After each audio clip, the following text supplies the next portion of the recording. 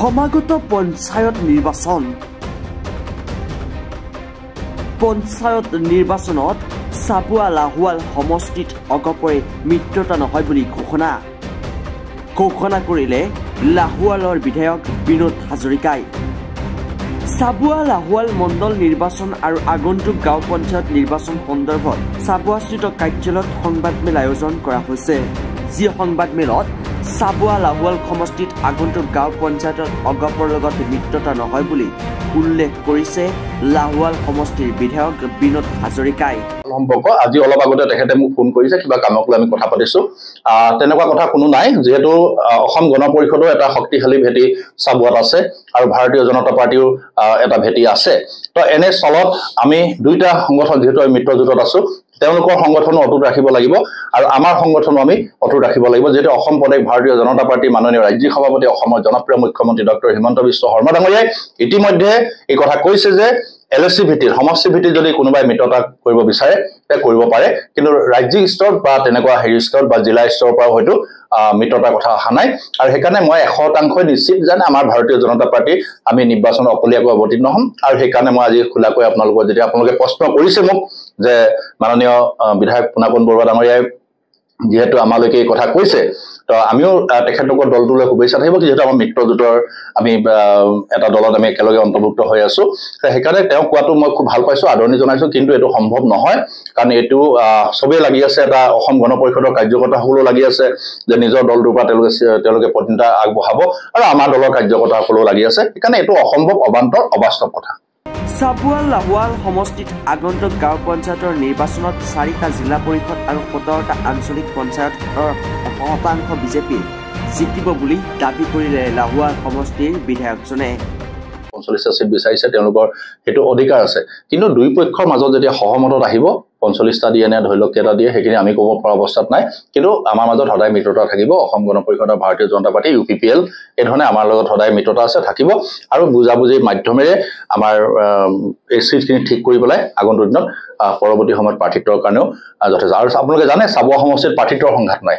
প্ৰথম কথা হ'ল যে বেলেগ বেলেগ সমষ্টিবিলাকত আপোনালোকে দেখিছে যে 10জন 12জনলৈকে প্ৰাৰ্থিত্ব বিচাৰে। কিন্তু আমাৰ দলৰ কাৰ্যকৰ্তাসকলে নাজানো কি কাৰণে মৰম কৰে, নাজানো যে মই কওঁ কাৰোবাৰতো ইচ্ছা থাকিলেতো বিচাৰিব পাৰে, কিন্তু তেনেকৈ মই আজিলৈকে শুনা নাই। কিন্তু মই বিচাৰোঁহে যে আৰু 2জনমান প্ৰাৰ্থিত্ব বিচাৰিলে হয়তো মই আৰু উদ্যমেৰে মই কাম কৰিবৰ কাৰণে, বেছি মই কষ্ট কৰিবৰ কাৰণে, দৌৰিবৰ কাৰণে বেছি মই সাহস পাম বুলিহে ভাবোঁ। কিন্তু মই দেখা নাই যে লাহোৱাল চাবুৱা সমষ্টিৰ বা ভাৰতীয় জনতা পাৰ্টিৰ সেইকাৰণে বিশেষ আমাৰ ইয়াত অসুবিধা নাই বুলি ভাবোঁ 2026ৰ কাৰণে।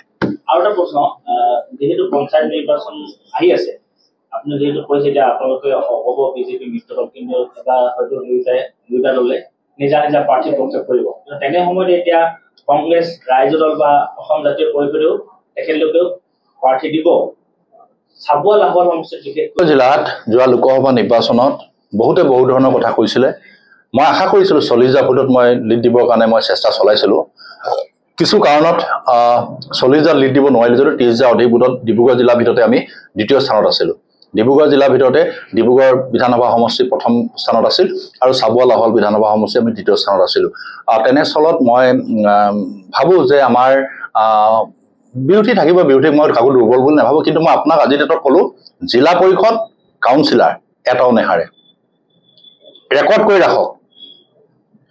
কৰি ৰাখক, জিলা পৰিষদ 4টাই বিজেপি জিকিব, কাউন্সিলাৰ 4টা নহয়, জিলা পৰিষদ 4টা আৰু 18টা আমাৰ আঞ্চলিক পঞ্চায়তৰ সদস্য চিম্বলিক যিখিনি হ'ব নিৰ্বাচন, মই আপোনাক 100% গেৰাণ্টি দিব। এটা অলপ ডাউট আছে, দেই, সেইকাৰণে কৈ থৈছোঁ মই। এটা জিপি অলপ ডাউট আছে, নাম নকওঁ মই, কৈ দিলে হয়তো কাৰ্যকৰ্তাসকলে দুখ পাব। এটা জিপি অলপ মোৰ ডাউট আছে, সেই জিপিটোৰ বাহিৰে বাকী আপোনালোকে চুইং কৰিব। কাৰণ যোৱা পঞ্চায়ত নিৰ্বাচন দেখিছে আপোনালোকে, চাবুৱাত 16খন গাঁও পঞ্চায়তত 16টাতে ভাৰতীয় জনতা পাৰ্টি প্ৰেচিডেণ্ট কাউন্সিলাৰ, 4টা জিলা পৰিষদ 100% প্ৰেচিডেণ্ট কাউন্সিলাৰ, ৱাৰ্ড মেম্বাৰ 160টাৰ ভিতৰত 100 কিমানটা, প্ৰায় 130টাৰো অধিক আমি জিকিছোঁ আউট অফ 160।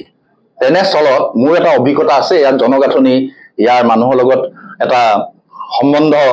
দলৰ কাৰ্যকৰ্তাসকলে যেতিয়া বুথ স্তৰত এইবাৰ সভা সমিতি কৰিছে 200, 250, 300লৈ এটা বুথৰ সভা, আপোনালোকে যিবোৰ মাজে মাজে দেখিছিলে বুথৰ সভা, মই চাব লাগিব, দেখা পাইছোঁ ৰন্তু শইকীয়া যি, সেইটো এটা বুথৰহে সভা দেই, এটা বুথ, সৰু বুথ, 210টা বুথৰ এটা পাৰ্টহে। তেনেকৈ প্ৰতিটো বুথতে আমাৰ এই ধৰণে সভা কৰি পেলাই আমাৰ বুথৰ সভাপতিসকলক আমি সৰ্বসন্মতিক্ৰমে তেওঁলোকক সভাপতিৰ দায়িত্ব দিয়া হ'ল এতিয়া মণ্ডলৰ দায়িত্ব দিয়া হ'ব তেওঁলোক আজি আহিব তো এনেকৈ এটা প্ৰক্ৰিয়াৰ মাধ্যমে নি পেলাই আমি এটা হেৰিয়াত ৰাখিছোঁ সেইকাৰণে মই 100% মোৰ বিশ্বাস চাবুৱাত 18টাৰ ভিতৰত হয়তো এটা মোৰ ডাউট আছে অকণমান 17টাটো ফাইনেল কাৰণ মই ইলেকশ্যন খেলিব লাগিব নহয় 2026 হয় নহয় তে মইতো মোৰ জালুৱাটো মই দেখাবই লাগিব না নাই এইটো ফাইনেল কথা মইতো লেণ্ডিং এতিয়াতো পঞ্চায়তৰ কাৰণে মই লেণ্ডিং বছ মই ৰেডি হৈ আছোঁ জপিয়াব লাগে মোৰ পৰিকল্পনা মই প্ৰস্তুত কৰি ল'লোঁ মই ৰোডমেপ বনাই ল'লোঁ মোৰ ৰোডমেপ ইলেকশ্যন আহি গ'ল এতিয়া মই পঞ্চায়তৰ কাৰণে মোৰ ৰোডমেপ ক্লিয়াৰ হৈ গ'ল কি কৰিব লাগে কেনেকৈ জিকাব লাগে সেইটো মোৰ ওপৰতে দিয়ক হ'ব যিহেতু বিজেপি দলৰ আপোনালোকৰ দলৰ সেইটো এতিয়া কৰি দিলে মোৰ গোটেই খোলাচাতে খতম হৈ যাব মই কি পৰিকল্পনা কৰি থৈছোঁ সেইটো মই ক'ব নোৱাৰিম সেইটো মই কৰিলোঁ অলৰেডি কৰি ল'লোঁ সেইটো মই ৰূপৰেখা তাৰ তৈয়াৰ কৰি ল'লোঁ আৰু প্ৰেচিডেণ্ট কাউন্সিলাৰ আৰু জিলা পৰিষদে কিন্তু চিম্বলত ইলেকশ্যন খেলিব সেইটো ফাইনেল ডিব্ৰুগড়ৰ পৰা দীপিকা বৰুৱাৰ ৰিপৰ্ট ৰিপাব্লিক এনি মহানগৰীত উৎকৃষ্ট hotel the villa Adarshpur bylane number 1 Kahilipara সৰ্বশিক্ষা অভিযানৰ কাৰ্যালয়ৰ কাষতে হোটেল দ্য ভিলাত আছে উৎকৃষ্ট মানৰ সা সুবিধা য'ত আছে আটকধুনীয়া কোঠা লগতে পাব লাক্সাৰি সুইট আৰু ডিলাক্স ৰুম তদুপৰি ৰেষ্টুৰেণ্টত পাব আপোনাৰ মন পছন্দৰ সুস্বাদু খাদ্য আৰু পাব বাৰ আৰু সুইমিং পুল দ্য ভিলাত পাব আপুনি নৈসংগিক পৰিৱেশ আৰু সুস্বাদু খাদ্যৰ সম্ভাৰ